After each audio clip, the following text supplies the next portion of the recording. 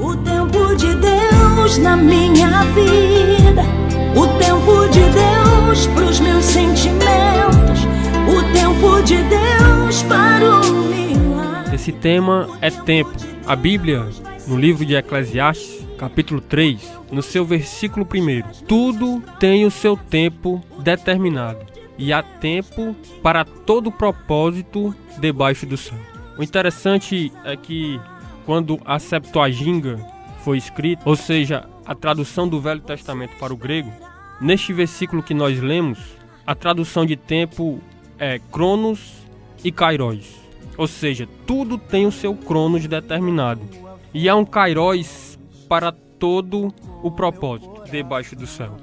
É importante nós mergulharmos um pouquinho, entendermos um pouquinho da mitologia grega.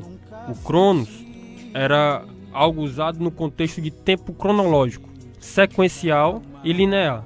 O tempo existencial. E o Kairos era o tempo oportuno, certo ou supremo.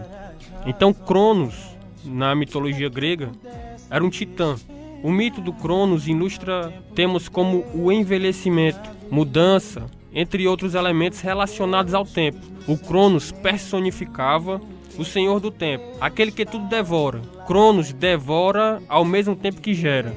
O próprio ser humano, logo após o seu nascimento, passa a ser devorado pelo tempo. E com o seu envelhecimento vem a morrer. Todos nós estamos sujeitos ao tempo Cronos. A palavra grega Cronos deu origem à palavra cronômetro, que nós usamos, por exemplo, no nosso relógio.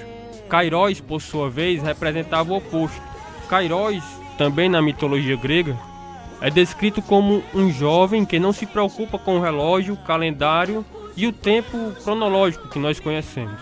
Kairos era representado por um jovem que sempre estava nu, de asas nos ombros e nos tornozelos. Tinha mechas de cabelo caindo sobre a testa, mas a sua nuca é calva, sem cabelos. Isso representa o caráter instantâneo de sua apreensão. Ele só pode ser pego, segundo a mitologia grega, agarrado pelos cabelos em sua passagem. Ou seja, uma vez tendo passado, é impossível alcançá-lo, já que ele não pode ser agarrado pelos cabelos, já que não tem cabelos na nuca. Kairos também tem em uma de suas mãos uma balança. Balança é o símbolo do equilíbrio e da justiça. Então eu quero abrir aqui um parênteses sobre Kairos, que significa tempo oportuno ou oportunidade. Quando o Kairos passar diante de você, não deixe ele passar. Não deixe de agarrá-lo, porque depois que ele passar, pode ser muito tarde. Mas eu quero falar nisso num contexto bíblico. A igreja primitiva falava e entendia o Kairos de Deus, ou seja, o tempo de Deus. O tempo certo para a vinda de Cristo e as promessas de Deus. Jesus sabia o seu tempo. Ele viveu regulado pelo Cronos, assim como todos nós estamos. Mas ele era dirigido pelo Kairos.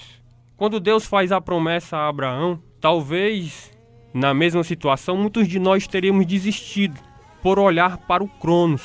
A velhice, a impossibilidade de Abraão e Sara não permitia que a promessa se realizasse. Mas o Kairos de Deus não falha, ainda que alguns a tenham por tardia. Então, se você está sendo devorado pelo Cronos, o tempo humano, quero te convidar para olhar para o Kairos, o tempo oportuno de Deus, o tempo certo, supremo. A Bíblia diz: o tempo está cumprido e o reino de Deus está próximo. Arrependei-vos e crede no Evangelho. Não esqueça que para o Senhor um dia é como 1000 anos e 1000 anos como um dia.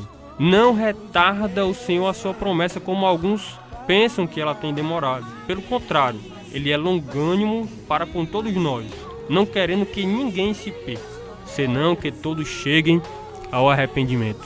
Olhe para o Kairos de Deus. Deus tem um Kairos para você. Fique na paz e até uma próxima oportunidade meditando à luz da palavra. Posso esperar.